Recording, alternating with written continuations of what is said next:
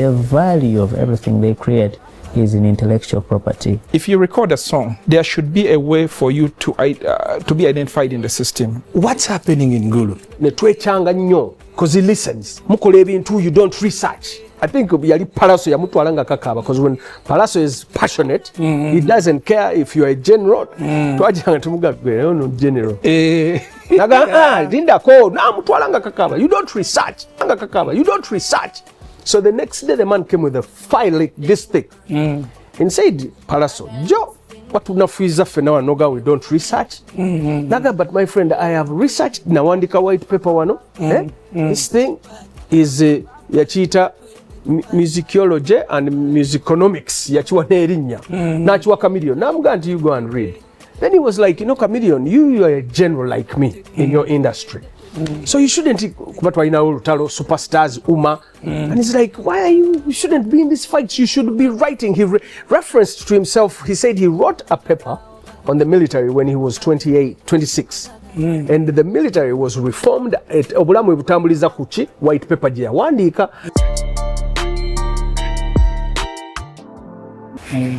The collecting society by law is required to support you in drafting contracts that you have with either your manager or with the producer, with every person that you are dealing with. It's important because even if you wanted, you can read the contract and you don't understand what it says. Yes. Even if you are reading it in black and white, you know how to read, but you read it and you think it means something, yet it means something else. Yes. Okay? The collecting society is supposed to do that. And third, the collecting society is supposed to take care of your welfare. There are times when things are lean. How are you going to survive? Like COVID has taught us. This will be the time for collecting societies to help you grow in this industry. So I'm talking about collecting societies because when you hear artist stories, they are really sad stories. And it's because really they are alone. Everyone is fighting their own war, their own way. And they are not getting anywhere. Just to survive. He's talking about two areas of getting money. A performance. He knows now that there is no way you can just hold a performance. Even if there was no COVID, there is no way you are going to hold a performance without certain people authorizing you. Yes. Who have no interest in your concert, but they are the ones who give you authorization. You're talking about performances. Yet I can tell you the money you are going to make more is for this passive money that comes from these people who are enjoying your work in every commercial area. Yes. This money should be coming to you. But how does it get to you? If you focus on a concert, you'll get only money from the concert, they'll pay you, and you'll always focus on making the next concert. But we are here, people in dance hall dancing your music. Right, where cinema. Yes, everywhere. In the bedroom. Yes, all this money, it might look like little, but it is coming in. It will still come in. Without you, you'll be in your bedroom. I mean, he talked about 100 million in 3 months. Yes. You can't What did he do? Okay. What did he do? Just sitting at home and it's coming. It's coming to you. Yeah. So let's, of course, the CMOs, all CMOs had a bad rep with the artists because of many challenges, specific on administration. I think for at least starting with the APRS, there are changes, that there is management there that from which you can put confidence that they will represent your interests. Let's support them, let's work with them, let's join. Let them tell you their strategy, their vision for helping you as an artist succeed, make money. We can talk about everything else, but when it comes to where the rubber meets the road, it's about money. How do I make my money? And this is where you need the CMO. Maybe one final thing, it's about enforcement. Yes. As you know, digital works are easy to replicate, they are easy to move around, so they are easy really to abuse. The rights of the author are easy to abuse. Through the CMOs, you can control actual distribution. That even if I can get access to this content anywhere I get it, somehow I will pay a certain fee to the owner. UPRS will tell you now they have 500 people who have these computers and do duplication. Yes. They are their members. They are required to pay. Henry will not know of these people. Okay, they might get his work in ways that he might not accept, but when they do so, because you cannot control it, when they do so, they still need to remit some money. So enforcement is critical. So through the CMO, you can enforce, because it's very expensive to do enforcement. Yes. It's also sometimes you, as you mentioned, people came to you, and you know the interactions sometimes are not easy. But through the CMO, you can manage this. You can scale this problem so that you can be able to manage it. And So let me chip in. Yeah. For the CMO, the law says there shall be one collecting society, like for each sector. So for music, you can't create your own other collecting management organization. It's going to be one, which is now UPRS. Yes. that's For music. music work. It's exclusive for music. Yes. However, there are also And us in TV movies, what? Movies, there's Uganda Film,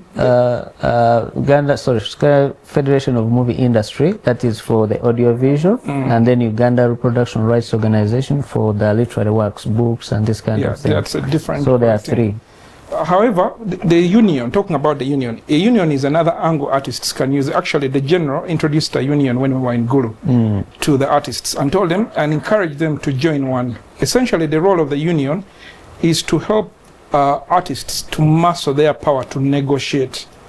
For example, if you are being paid poorly by the telcos, as an individual, NIS can't go and muscle MTN. They're too big. He can't muscle. Brother Kawesa was swinging. As an individual, he felt he was big, but he still couldn't muscle them. But the union is the collective power of muscle that you can use to go and negotiate your labor issues, your any other issues that concern your sector. So there's one already for creatives and musicians, and it's in place. Musicians just have to join, so that when issues like this arise, they can just table them and compel them to negotiate on their behalf. They have the power to even pull to freeze everything and bring them. And the unions work very closely with government, not through the line ministry for the artists, but through through the same line ministry, but through labor, the angle of labor, which now is the same line angle for the International Labour Organization.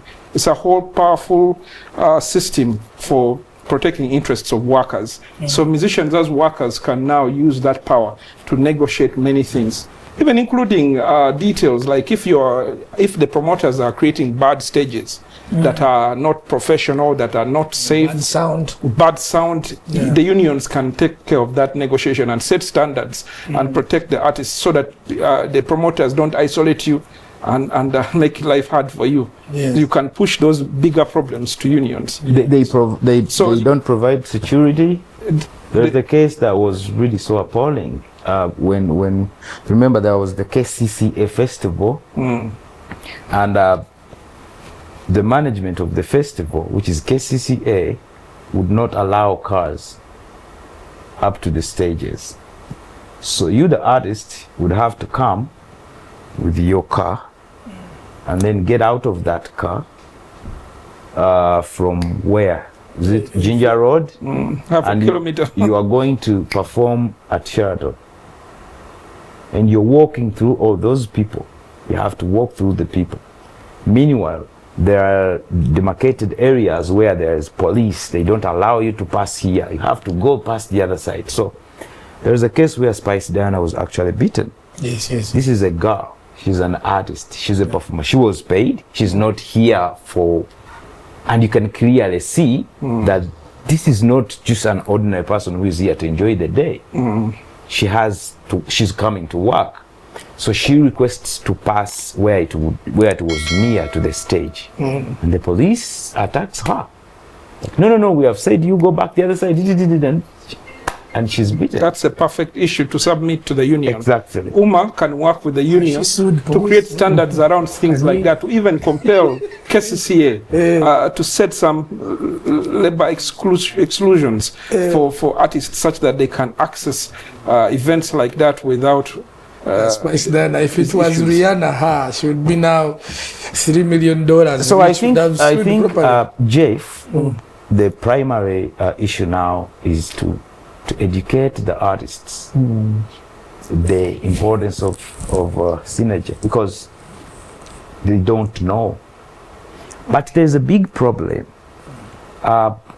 First of all, what do you use to validate the claim of being a singer? It's like there's nothing. If you come up like I'm a lawyer, there's a system that validates you. You know, because that's a professional claim, and that is an academic claim. If you come, even if you come and say I'm a woman, actually, okay, you must have. There is a way. There are things that validate you. You must have. There's a female genitalia. You must be able to conceive and give birth. What he's talking you about have an XX chromosome. What he's so is also this industry with the unions, with the managements, there should be a way to protect this industry. Not anybody should come and become a musician. No. Not anybody should come. I'm telling you, because in the States, there are so many, but not everyone will come up and become, there's a way they are protecting. What I'm actually saying. For example, lawyers and architects, they have a profession organization. Yes. Musicians should appreciate the organizations that have been created for them. For example, UMA. Yes. If you wanted to prove that you're a musician, you can show your membership card to UMA. Yes. You can show your membership card to the union that shows that I am a member of the union through UMA. You can show your membership to UPRS. That's proof that you have works that are being monetized and you're collecting royalties. All these affiliations to these institutions are a record of proof that can be used as proof of your identity as a musician. Okay, then Jeff, then the problem you have, if you're saying that your membership to a particular association like UMA is what validates you as a singer, then what should UMA look at to qualify you as part of their membership? That's what I'm talking about. Thank you. Like, okay, what is what are you using? So okay, you're going to, well, I have recorded works on tape. Yeah. It's like, if everyone in the world can go to a studio and record works. Yes. So the President Museveni has works recorded. Okay? Yeah. Okay, no, okay, so that's not enough. Okay, what else? There must be elements that are used to validate you. To say, if you wake up one day and say, I need artists, and you call them for a meeting, musicians, you're going to have 1,000 people with hair done and jeans and stuff. But then so what do you use to say, okay, you are an artist, you are right? In most cases, you have people around with hair and stuff, but then you look at for the players in the mainstream industry that you know, and you ask yourself, okay, so where are the people that I know as the artist? Where is Shiba? You understand? But there are people, because there are no specific elements to validate that claim that you were a singer. It's simply because it's everyone has an anatomical ability to sing, and everyone has a capacity to go to a studio and record what they can sing. No one in the world cannot sing. So there needs to be put factors to be considered for someone to be qualified as a singer, so that they can be welcomed to register in an association. But literally, you're going to end up with literally everyone, because everyone can sing, and that's a very big problem. The other big problem is the fundamental mindset of the individuals. It's like, are people really understanding this thing called interdependence, or a synergistic mindset, or a win-win mindset? You're having individuals all chasing their own path, and you're trying to get them together to say, hey, we are here, we want you to speak the same language. And they're like, no, man, no, this is my competitor, I'm doing my thing. So there is a need to educate the people in the creative industry the importance of a synergistic mindset, the importance of thinking together. Otherwise, you're going to struggle with it. And you see, it's not easy. It's not easy to convince people that you can have the same goal as everyone else and actually use the same kind of language and vocabulary to chase after that goal. Because that has to be fundamental in you. I've had issues with people who are the people who dominate the music industry come from the central Uganda. Yeah. Okay. Now start from there. What is the mindset of the people in central Uganda fundamentally? Are they really synergistic people? Do they like working together? Okay, we're going to take a short break, but before we do that, I talked about protection, and the industry has to be protected. Not anybody can just come in, just like in America, just like in the UK. Not anybody can just come and say, I've come, I'm a musician, There are systems. Where do you belong? Which record label? Who is taking you on? You know, and that's very key. Yeah, and you know, but baby steps have been taken, and I'm sure even the Bobby Wine effect, you know, sort of changed a few dynamics, and then they're like, but this guy, the musician, the Rasta, is causing problems. So now, again, but we'll discuss that after the break. When we return, we're going to invite a manager. But before we do that, of course, Agaba will be heading off. It's his almost bedtime. Okay, so another artist manager. So now we're going to talk about management, the challenges that they face. I'll tell you as many as well, because I've tried to manage a couple of. We'll see you after the break. This is Late Night.